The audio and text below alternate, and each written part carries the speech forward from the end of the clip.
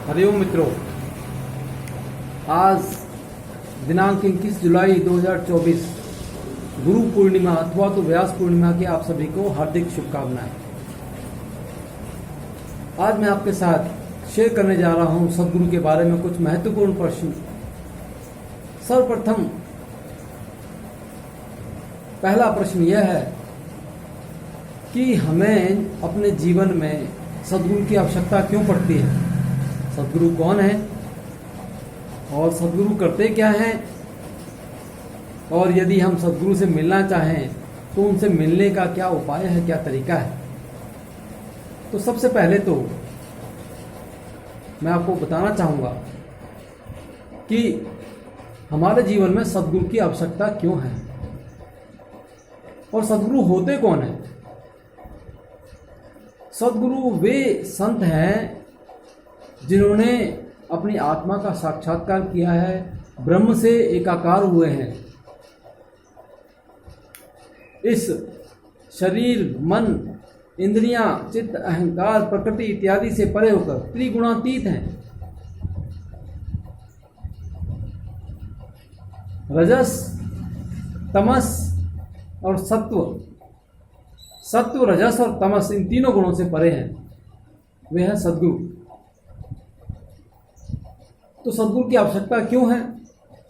देखिए, आप सभी को पता भी है कि जब हम छोटे बच्चे होते हैं तो माता पिता हमारे गुरु होते हैं, थोड़े बड़े हो जाते हैं तो कुछ शिक्षा गुरु होते हैं, ये सब हमें कुछ ना कुछ शिक्षाएं देते हैं, इसीलिए ये भी हमारे गुरु हैं। लेकिन सदगुरु इन सब से अलग होते हैं और वो सर्वोपरि होते हैं। वास्तव में सदगुरु हैं कौन। सदगुरु हमारे जन्म मरण के चक्कर को मिटा देते हैं। सदगुरु वे महापुरुष हैं जो जीव से ब्रह्म बना देते हैं।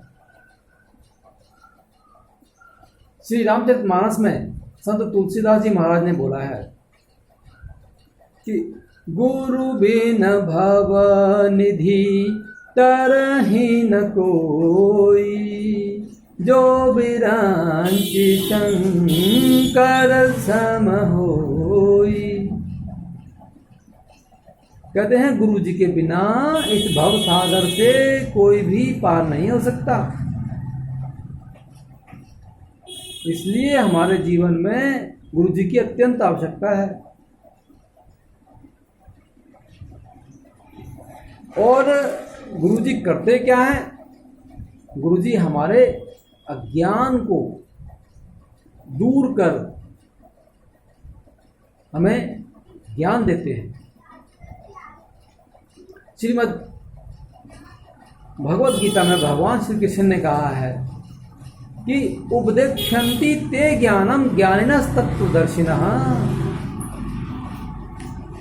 वे हमें ज्ञान देते हैं क्योंकि वे तत्व ज्ञानी हैं, ब्रह्म का ज्ञान है, ब्रह्म ज्ञानी है। और शिष्य के तमाम संशयों का छेदन करते हैं, उन संशयों को मिटा डालते हैं। तो आगे बात आती है कि गुरुजी से मिले कैसे। तो गुरुजी से मिलने का सही तरीका भी श्रीमद् भगवत गीता में कहा गया है। भगवान श्री कृष्ण ने कहा है कि तद्विद्धि प्रणिपातेन परिप्रश्नेन सेव्या उपदेक्ष्यन्ति ते ज्ञानम ज्ञानिनः तत्त्वदर्शिनः। कहते हैं बड़ी विनम्रता के साथ तद्विद्धि प्रणिपातेन, पहले बड़ी विनम्रता के साथ, श्रद्धा भक्ति के साथ गुरु जी के पास जाएं और फिर वहाँ पे सेवा करें, गुरु जी की सेवा करें। उसके बाद आप प्रश्न करें, फिर वे प्रसन्नता पूर्वक होकर आपके प्रश्नों का उत्तर देंगे और आपके तमाम संशयों को दूर करेंगे। तो सज्जनों, हमारे जीवन में गुरु जी की आवश्यकता है, गुरु जी से मिलने का आपको उपाय भी पता लगा। और एक बात और है कि गुरु जी से ज्ञान प्राप्त करने के बाद क्या आप उस ज्ञान को संभाल पाते हैं, यह भी एक विचारणीय बात है।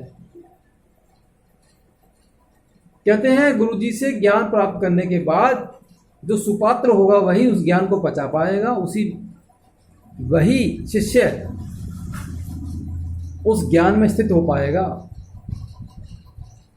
जो सुपात्र है,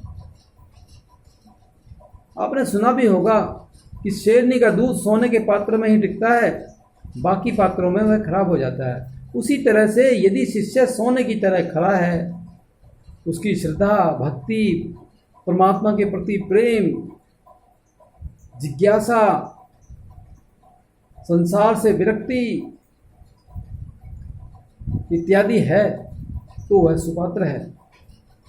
गुरुजी ने जो विधि बताई है वह विधि के अनुसार जो कार्य करता है तो वह सुपात्र है। शास्त्रों के वचनों के अनुसार चलता है, सदगुरु के वचनों को अपने जीवन में धारण करता है, सेवा करता है, अध्ययन करता है सदग्रंथों का, तो वह सुपात्र ही है। हरि ओम।